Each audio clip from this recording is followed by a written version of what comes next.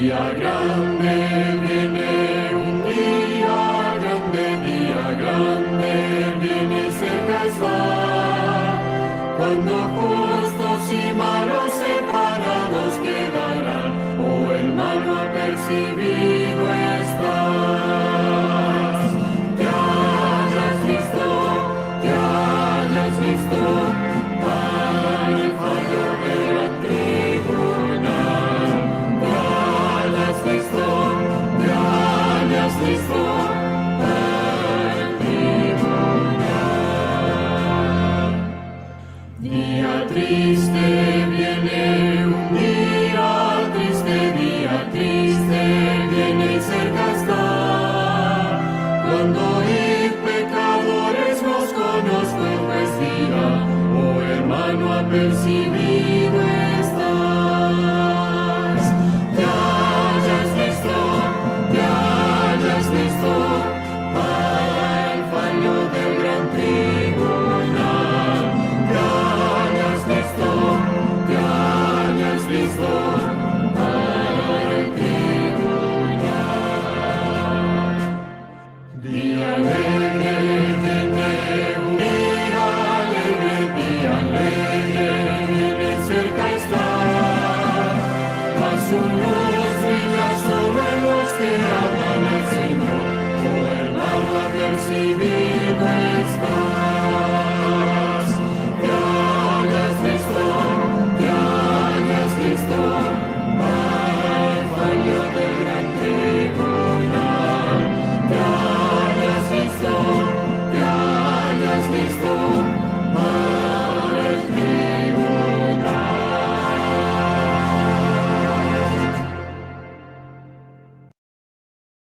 Qué bueno es saber esta maravillosa promesa que el inminente retorno de nuestro Señor Jesucristo a esta tierra, y es una realidad.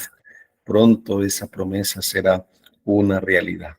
Allí les invito, donde están, para que una vez más oremos a nuestro Dios y podamos ser guiados por la divina providencia. Oremos. Te agradecemos, Padre, en esta hora por la oportunidad que nos das, Señor, de meditar en tu palabra. Gracias, Señor, por la oportunidad que nos das de abrir nuestros labios para adorarte en espíritu, en verdad. Quiero rogarte en esta hora, mi Señor amado, que podamos tener la sabiduría, podamos tener la disposición, el discernimiento para poder comprender y entender el mensaje, poder comprender y entender tu palabra. Que podamos en esta hora, mi Señor, poder meditar en tu palabra, que nada ni nadie nos pueda separar de tu amor que es en Cristo Jesús. Vamos a seguir meditando, vamos a seguir estudiando de manera sencilla este precioso tema que tiene que ver con el juicio, y que en esta hora, Padre amado, realmente podamos hacer nuestra parte, la parte que nos corresponde realizar, que nos corresponde hacer para hallarnos listos para recibir de manos del Señor la corona de vida eterna. Gracias, oh Padre, por tus bondades. Gracias, oh Señor, por tu misericordia. Gracias, oh Padre bueno, por tantas bondades. Te lo agradecemos, te lo pedimos, en el nombre de tu amado Hijo Cristo Jesús. Amén, Señor. Amén. Bueno, mis amados, vamos a seguir meditando en la palabra del Señor. Y comenzamos días atrás este estudio acerca del juicio. Y hay tanta tela de dónde cortar para este estudio, este tema, que en días pasados surgían muchas dudas, inquietudes en cuanto a el tema del juicio.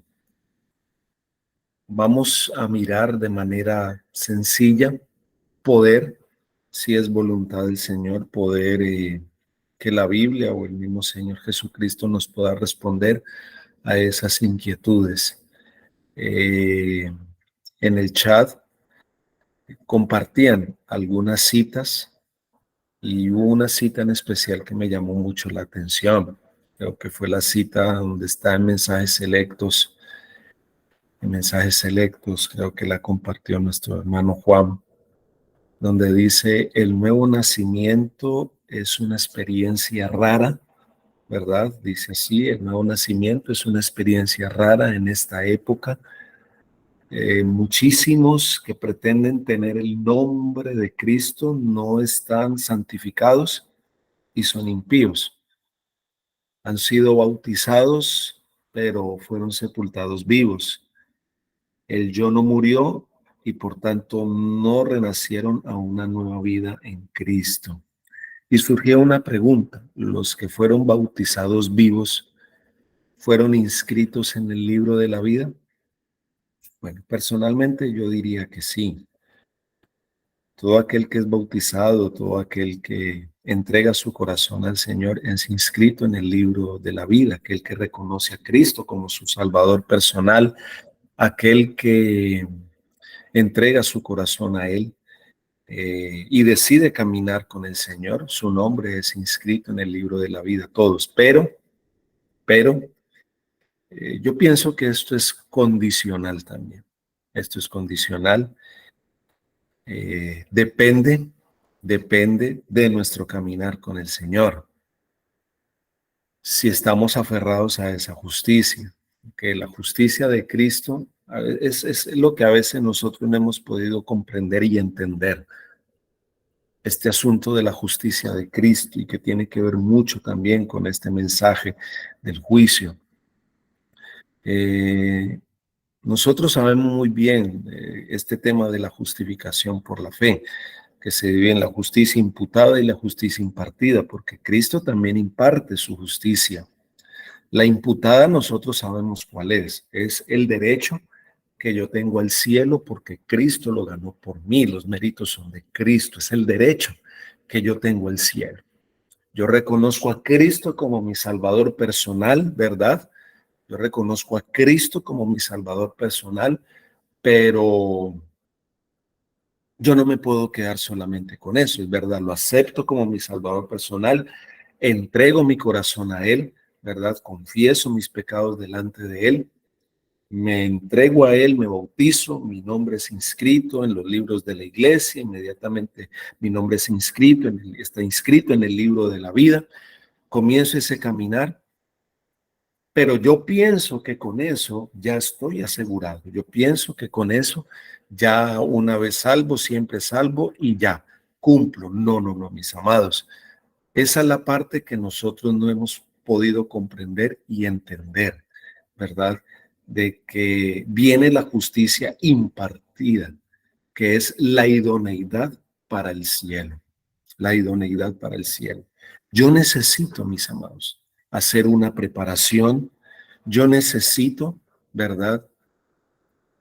Tener esa idoneidad, yo necesito tener esa preparación, yo necesito también cumplir con lo que el Señor me está pidiendo. Si no, en el momento del juicio, si no he hecho caso al Señor, si no obedezco la palabra del Señor, si no camino conforme a la voluntad del Señor, si no he hecho esa preparación, cuando llegue el momento, cuando se cumpla el veredicto en el día del juicio, lamentablemente mi nombre va a ser sacado del libro de la vida e iré a parar al lago de fuego, ese lago de fuego que fue creado para Satanás y sus demonios, ¿verdad?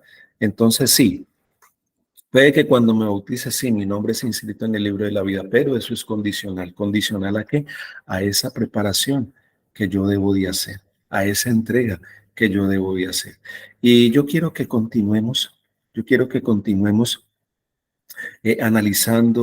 analizando este tema, mirando un poco atrás, trasladándonos allá al Nuevo Testamento. Vamos a analizarlo, ¿verdad? De manera muy especial, eh, trasladándonos, trasladándonos allá al Nuevo Testamento, a la época de Jesús, Y yo quiero y vamos a tratar de conectar esto del juicio, el juicio de los vivos, cuándo comenzó, en qué etapa del juicio nos encontramos, si ya fueron juzgados los muertos, si en estos momentos están siendo juzgados los vivos, ¿verdad? Pero vamos a irnos allá, al pasado. Vamos a la palabra del Señor, y al libro a Hechos, el capítulo 1, y nos vamos a trasladar a un momento especial. Nos vamos a trasladar a un momento especial de la vida de Jesús con sus discípulos, allí en el aposento alto, precisamente el día del Pentecostés. Porque lo que sucedió en el pasado se volverá a repetir. Lo que sucedió en el pasado se volverá a repetir. Como les dije, este es un tema muy amplio. Vamos a tratar de responder inquietudes, ¿verdad? Tratar de responder inquietudes de la mejor manera, clara, sencilla. Vayamos al libro de Hechos. Vamos a comenzar esta otra parte, esta segunda parte.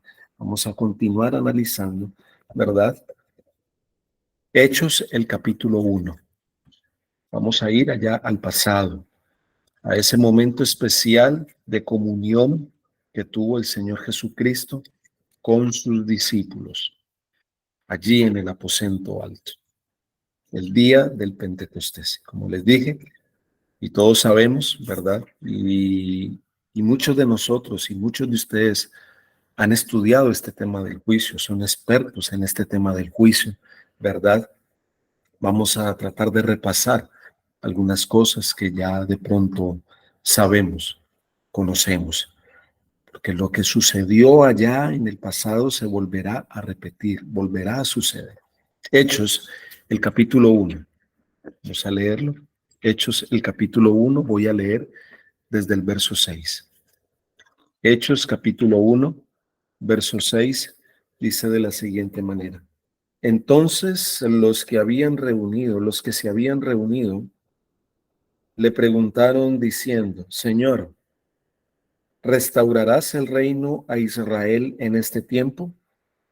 Les dijo, ¿no os toca a vosotros saber los tiempos o las ocasiones que el Padre puso en su sola potestad?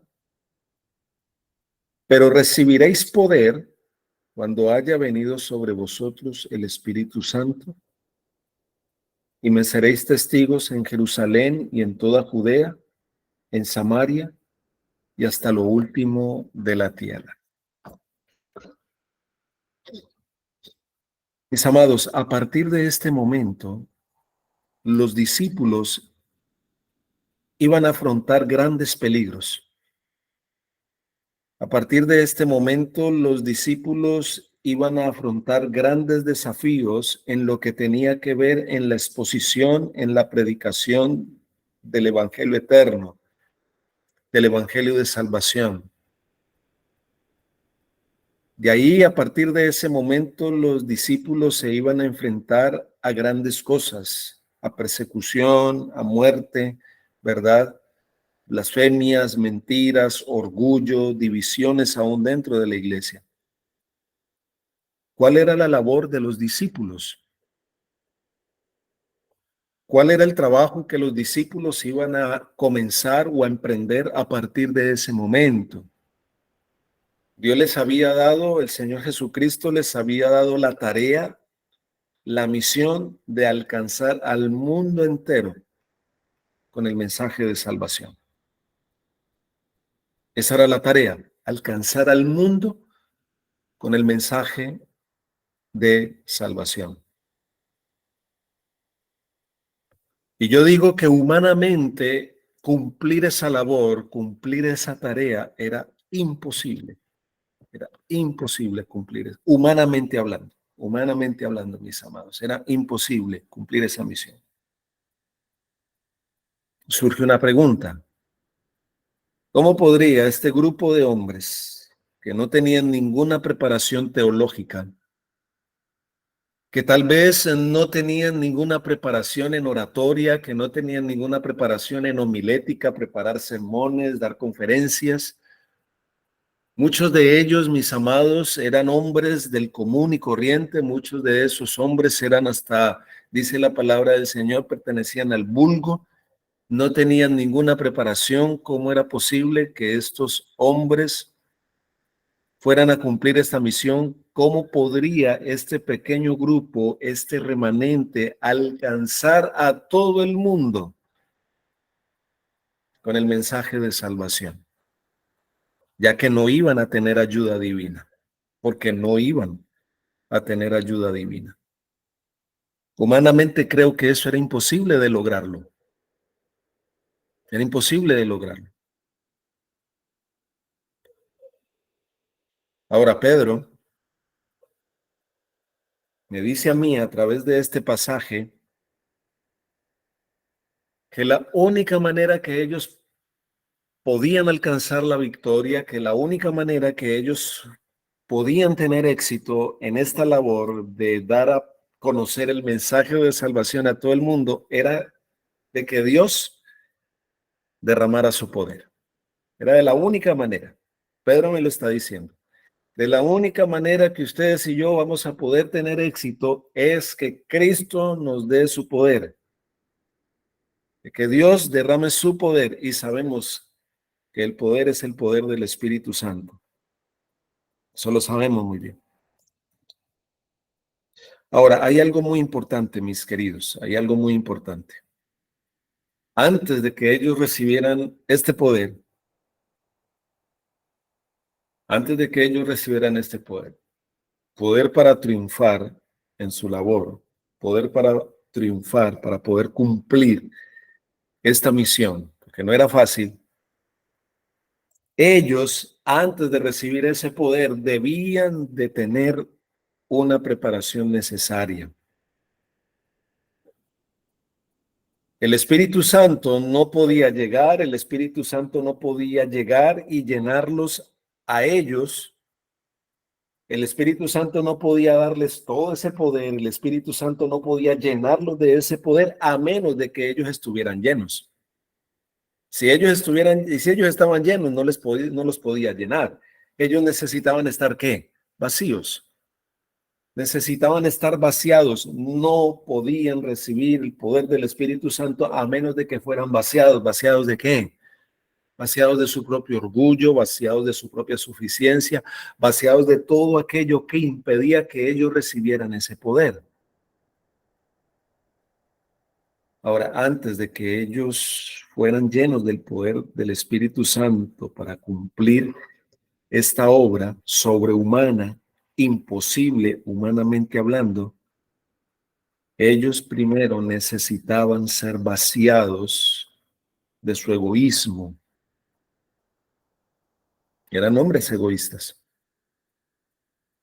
Necesitaban ser vaciados de su suficiencia propia porque eran hombres orgullosos. Necesitaban ser vaciados del chisme porque a algunos de ellos les gustaba ser un tanto, les gustaba hablar un poquito más de la cuenta. Necesitaban ser vaciados de todo aquello que iba a impedir llevar a cabo y cumplir esta misión. Por eso durante 10 días, dice la palabra del Señor antes del día del Pentecostés, ¿cómo pasaron los discípulos durante esos 10 días? Dice la palabra del Señor que los pasaron en oración, los pasaron en ayuno, en ruego, en estudio de la palabra, arreglando sus problemas unos con otros, animándose en unos a otros, amándose unos a otros, arreglando sus problemas, sus contiendas, se unieron y dice la palabra del Señor que estaban unánimes juntos allí y todas sus posesiones, todo lo que tenía, lo dispusieron a los pies de Cristo en las manos del Señor. Mis apreciados, durante esos 10 días sintieron mucha pasión por las almas, mucha pasión por las almas. Y tenían ahora el deseo enorme de salir a proclamarle, de salir a decirle al mundo lo que Jesús acababa de hacer en el atrio y lo que estaba a punto de hacer allí en el lugar santo del santuario. Ahora ese grupo de hombres sentía amor, sentía pasión por esa obra, amor, pasión por las almas, y anhelaban desde lo más profundo de su corazón anunciar lo que Jesús había hecho. Pero ¿saben algo, mis amados? La iglesia de aquella época había apostatado del Señor. Sí, la iglesia de aquella época había apostatado del Señor porque había rehusado seguir a Jesús al atrio y por lo tanto había rehusado seguir a Jesús hasta el lugar santo.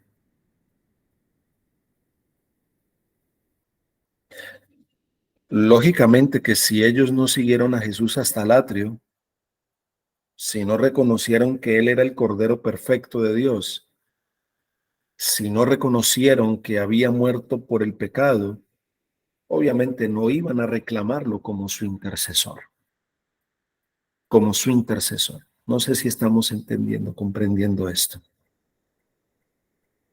Si no seguían a Jesús al atrio, nunca lo iban a seguir hasta el lugar santo.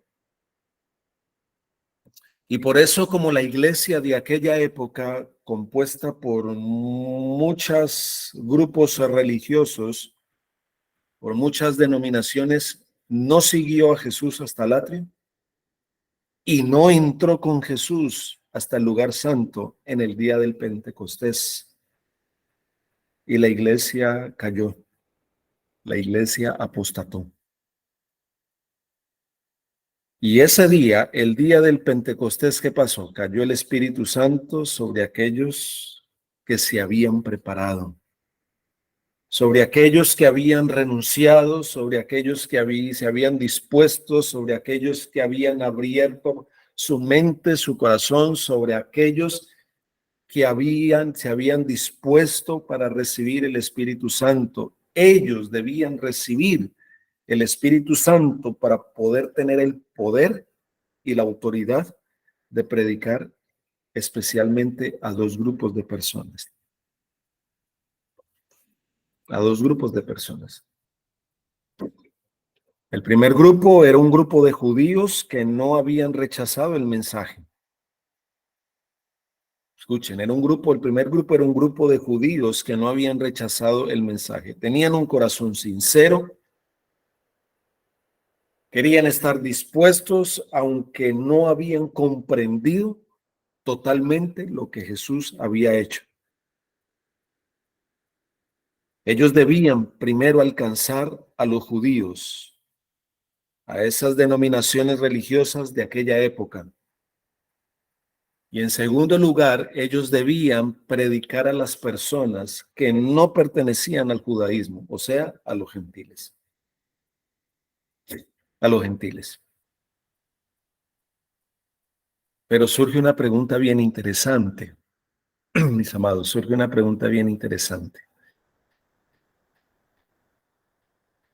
¿Qué mensaje iban o debían proclamar los judíos? Perdón, los discípulos. ¿Qué mensaje debían proclamar los discípulos? El mensaje que Dios les dio y que debían proclamar es que Jesús vivió una vida perfecta, que Jesús había muerto por sus pecados y que ahora cada uno podía venir a Jesús en el lugar santo para que Jesús fuera su intercesor y pusiera a favor de ellos su vida perfecta y su muerte perfecta. Ese era el evangelio de esa época. Ese era el evangelio de esa época, la verdad presente de esa época. Este era un mensaje de ¿qué? De salvación. Este era un mensaje de arrepentimiento, de darle tus pecados a Jesús para poder recibir remisión o perdón por esos pecados. Y vamos a comprobar eso con la palabra del Señor. Vamos a comprobar eso con la palabra del Señor. Mateo capítulo 26. Acompáñenme con sus Biblias, por favor. Vamos a leerlo junto. Mateo capítulo 26. Esto se da en el momento en que Jesús está con sus discípulos allí en el aposento alto, antes del Pentecostés.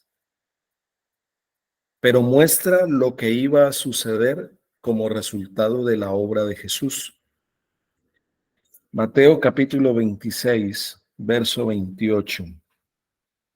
Dice así, Mateo 26, 28. Porque esto es mi sangre del nuevo pacto, que por muchos es derramada, ¿para qué? Para borrar los pecados. Miren lo que dice allí.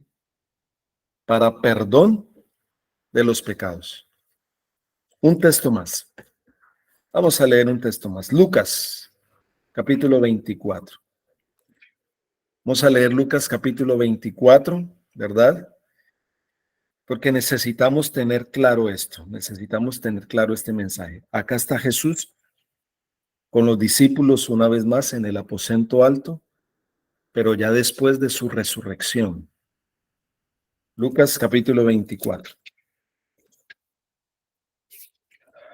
Y voy a leer desde el verso 45. Lucas capítulo 24, verso 45 en adelante.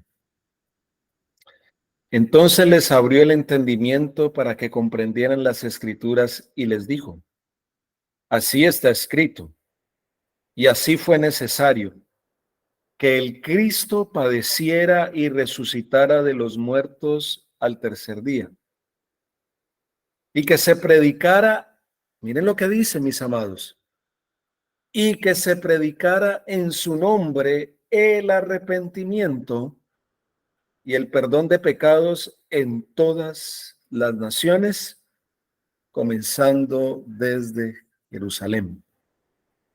¿Cuál era el mensaje que debía predicar este grupo de hombres? ¿Cuál era el mensaje que ellos debían de predicar, mis amados? Dice aquí Lucas, el arrepentimiento y el perdón de los pecados. El arrepentimiento y el perdón de los pecados. ¿Y a base de qué podían ser perdonados? ¿A base de qué podían ser perdonados?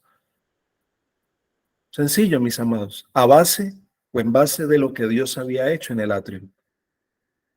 De lo que Dios había hecho en el atrio. De lo que Jesús había hecho en el atrio. Vivió una vida perfecta como la vivió. Murió una muerte perfecta como murió. Y entonces ahora ellos debían predicar: el santuario está abierto. Cristo Jesús es el intercesor. Y la vida perfecta de Él es tu vida, es mi vida. Y la muerte de Él está en lugar de tu muerte. Ese era el evangelio que ellos debían predicar. Ese es el evangelio que ellos debían de predicar. Y ahora viene algo interesante. Pregunto. Surge una pregunta. ¿Dios los mandó a ellos a predicar el mensaje del juicio? ¿Sí o no? ¿No? Dios los mandó a ellos a predicar el mensaje, a ellos, a este grupo de hombres, a este puñado, a estos 12 hombres. ¿Dios los mandó a predicar el mensaje del juicio? No. No los mandó a predicar el mensaje del juicio. ¿Los mandó a predicar que sus pecados iban a ser perdonados? No. El mensaje era que ellos podían reclamar lo que Jesús había hecho en el atrio y podían tener el perdón del pecado a través de lo que Jesús había hecho en el atrio. Ese era el mensaje. Vamos a leer Hechos 2:38. Hechos 2:38, mis amados. Vamos a leer este texto. Hechos 2:38. Lo mismo que dicen varios textos en cuanto al evangelio. que ellos debían predicar. ¿Y cómo podían ellos predicar en cuanto al juicio si el juicio no iba a comenzar sino hasta el año de 1844? Yo pregunto, ¿era el mensaje del juicio verdad presente para esa época? ¿Era el mensaje del juicio verdad presente para esa época? Ven qué interesante. No. ¿Qué era verdad presente para esa época? ¿Cuál era la verdad presente para esa época? Lo que Jesús estaba haciendo en ese momento. Ahora, ustedes saben qué es la verdad presente, o mejor, ¿quieren saber cuál es la verdad presente? Es sencillo, mis amados. Investiguemos e investiguen dónde está Jesús en este momento, y eso es lo que hay que anunciar y predicar. Esa es la verdad presente. Esa es la verdad presente. Investiguemos, y es lo que estamos haciendo. ¿Dónde está Jesús en este momento? Y eso es lo que hay que anunciar hoy, es lo que hay que predicar hoy.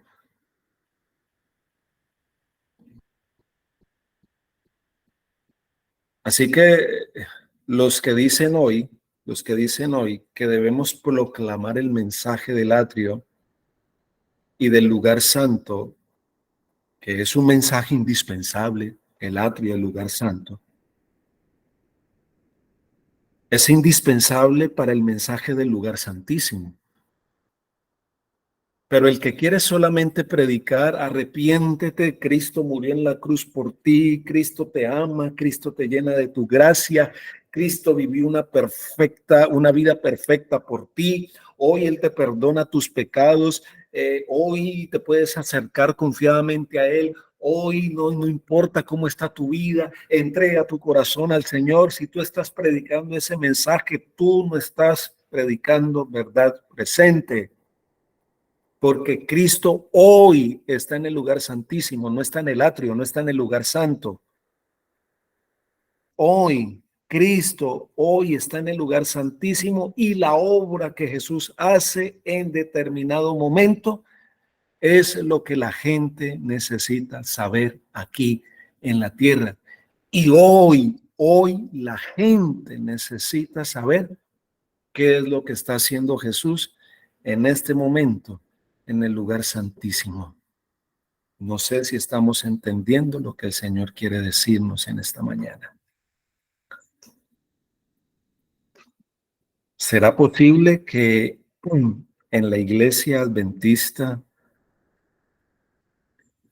voy a decir esto con mucho amor, con mucho respeto, será posible que en la iglesia adventista nuestra predicación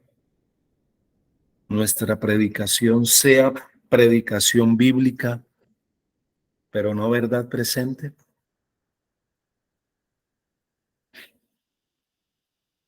¿Será posible que en la iglesia adventista nuestra predicación hoy sea una predicación bíblica con poder, y es válido, pero no verdad presente? Porque si no estamos hablando del santuario, si no estamos hablando de la obra de Cristo en el lugar santísimo, del borrar de los pecados, estamos predicando verdad, pero no verdad presente, ¿no? La sierva del Señor dice que hay muchas verdades hermosísimas en la Biblia, hermosísimas en la Biblia, pero lo que necesita el pueblo hoy es verdad presente, es verdad presente. Hechos 2:38. Veamos. Hechos 2:38. Pedro les dijo: arrepentíos y bautícese cada uno de vosotros en el nombre de Jesucristo para perdón de los pecados, y recibiréis el don del Espíritu Santo. Una vez más lo dice: Dice lo mismo. Arrepentíos.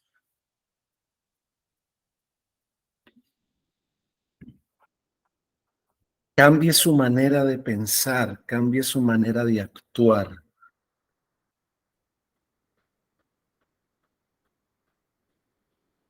A eso se refiere arrepentidos. Piense, actúe como Cristo, como Jesús. Y bautícese cada uno de vosotros en el nombre de Jesucristo para perdón de los pecados y recibiréis el don del Espíritu Santo. Un texto más. Hechos capítulo 5. Hechos capítulo 5, verso 31. Hechos 5:31. Dice así. A este Dios ha exaltado con su diestra por príncipe y salvador, para dar a Israel arrepentimiento y perdón de pecados. Y perdón de pecados. ¿Cuál era el mensaje que debían predicar los discípulos? ¿Cuál era el mensaje que debían predicar los discípulos? Debían predicar que como resultado de la vida de Jesús y la muerte de Jesús, si venían a Jesús en el lugar santo, habría perdón. Era un mensaje de perdón. Pero ahora vamos a ver algo interesante. Hechos capítulo 3.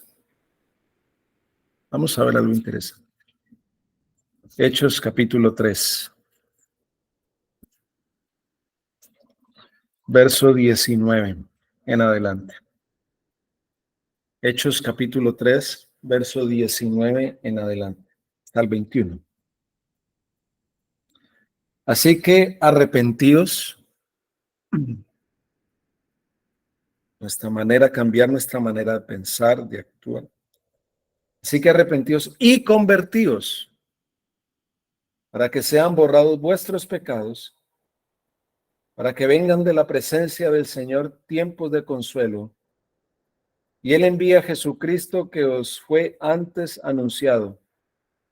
A este ciertamente es necesario que el cielo reciba hasta los tiempos de la restauración de todas las cosas, de que habló Dios por boca de sus santos profetas que han sido desde tiempo antiguo.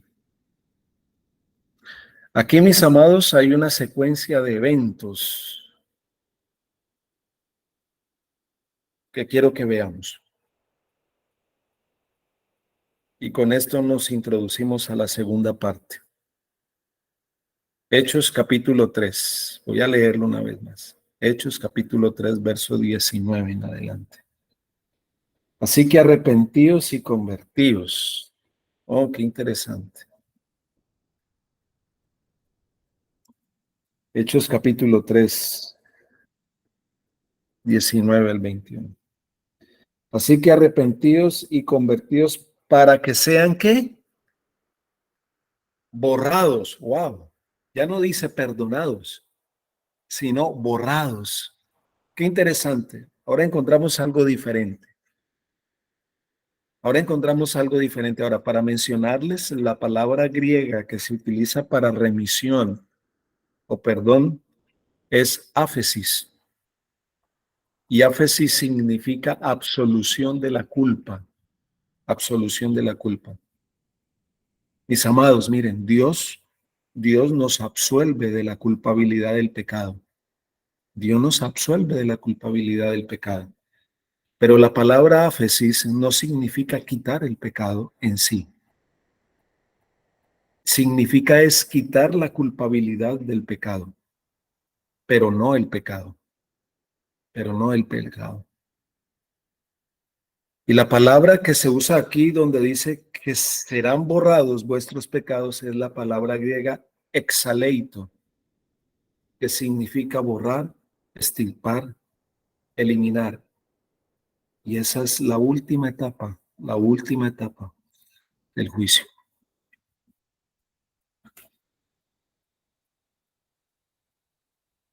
Estamos analizando, mis amados, ¿En qué momento estamos del día del juicio? ¿Ya hemos sido juzgados? ¿Vamos a ser juzgados? ¿Quiénes fueron juzgados y todavía no hemos sido juzgados? ¿Estamos en el juicio de los vivos? Eso es lo que estamos tratando de comprender y entender cuán serio es esto, mis amados. Todos tenemos que pasar por el juicio. Todos, absolutamente todos. En estos momentos, tu nombre, mi nombre, al ser bautizados, al entregar nuestra vida al Señor, confesar nuestros pecados a Él, sí, estamos inscritos en el libro de la vida, pero eso dependerá de nuestra relación con el Señor. Si comprendemos y entendemos y estamos con Él en el lugar santísimo. Si no, mis amados, nuestro nombre desaparecerá. ¿Cuándo? Eso es lo que vamos a estar estudiando durante estos días. Que el cielo nos ayude, mis amados.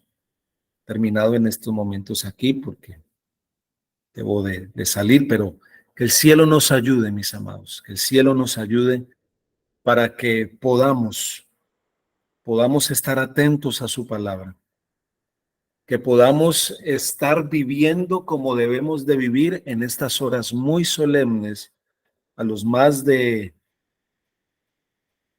110, 113 dispositivos aquí conectados y sin duda alguna mucho más. El cielo nos ayude para que nosotros podamos cumplir con la parte que nos corresponde, para poder ser hallados inocentes en el día del juicio, que nuestros nombres no sean borrados del libro de la vida y poder permanecer con Él por toda la eternidad, por toda la eternidad, por toda la eternidad. Les invito allí donde están para que doblemos nuestras rodillas y vamos a orar. Vamos a orar a nuestro Dios. Vamos a orar, vamos a orar.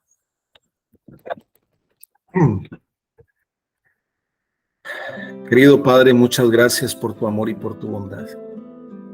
Gracias, Señor, por tu misericordia. Gracias, oh Padre amado, por hablarnos. Gracias por amarnos, por llenarnos de tu gracia, por tu obra solemne que estás realizando en estos momentos. Y mientras en estos momentos se está llevando a cabo esa obra de limpieza, de purificación en el santuario celestial, nosotros aquí en esta tierra necesitamos y debemos hacer también esa obra de limpieza, de purificación de nuestra vida. Estar haciendo esa preparación, estar preparados, Señor, para que cuando llegue ese momento en que digas consumado es, nosotros podamos ser hallados inocentes en el día del juicio, en tu juicio, y así, Señor, disfrutar contigo por toda la eternidad. Bendice este hermoso grupo, cada familia aquí conectada, que nada ni nadie pueda separarnos de tu amor que es en Cristo Jesús. Guía nuestras vidas, dirígenos, mi Señor. Te lo agradecemos, te lo pedimos en el nombre de Jesús. Amén, Señor. Amén. Quiero compartir con ustedes dos citas. Una está en una matutina bien bonita, La fe por la cual vivo. Titulada, es del 25 de julio. 25 de julio, ¿verdad?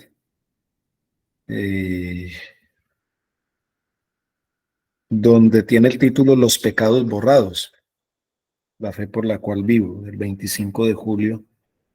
Dice así, escrita por la hermana White. Dice, el que venciere será vestido de vestiduras blancas. El que venciere.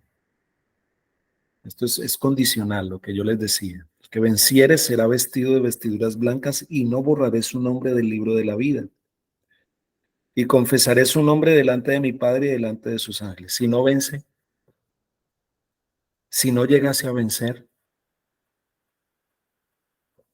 a medida que los libros de memoria se vayan abriendo en el juicio, las vidas de todos los que hayan creído en Jesús pasan ante Dios para ser examinados por Él.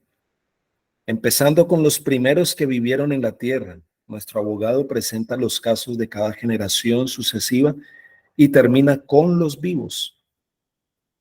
Cada nombre es mencionado, cada caso cuidadosamente investigado.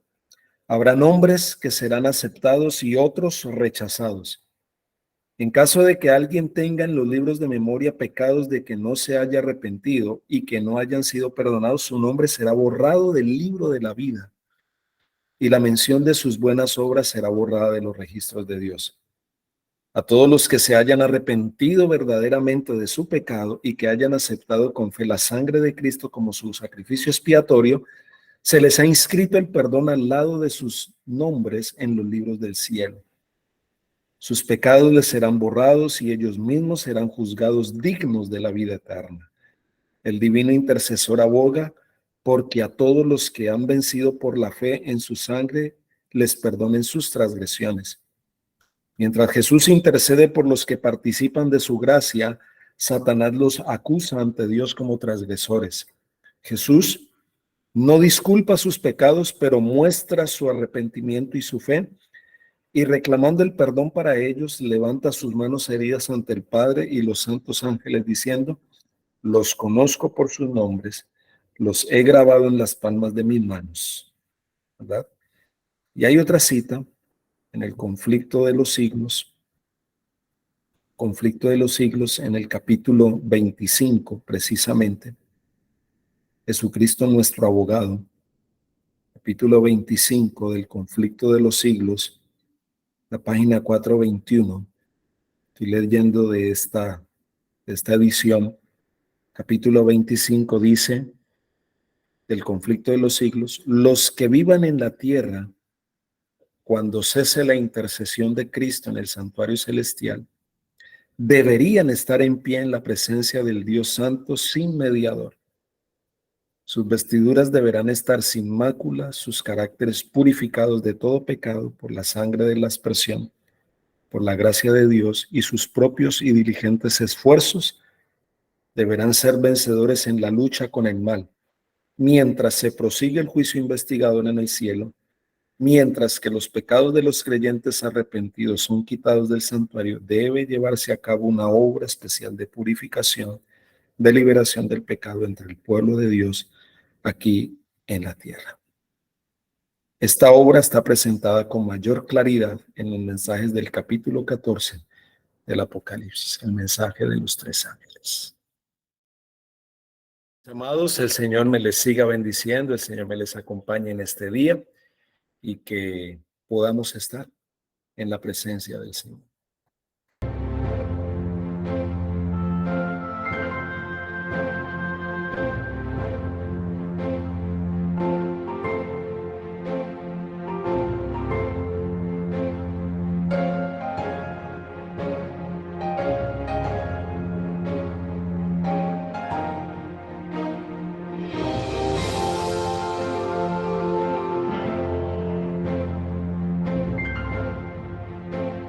Cuando suene la trompeta en el día del Señor, su esplendor y eterna claridad veré.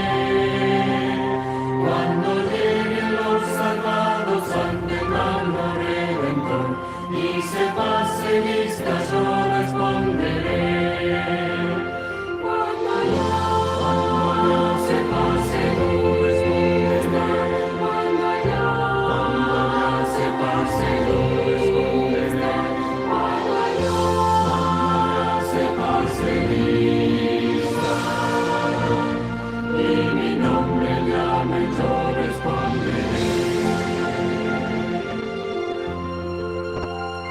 Resucitarán gloriosos los que duermen en Jesús, las delicias celestiales a gozar, y triunfantes entrarán en las mansiones de la luz. Para mí también habrá un dulce hogar. Cuando ya se pase, yo responderé. Cuando ya se pase, yo responderé. Cuando ya se pase lista y mi nombre llame, yo responderé.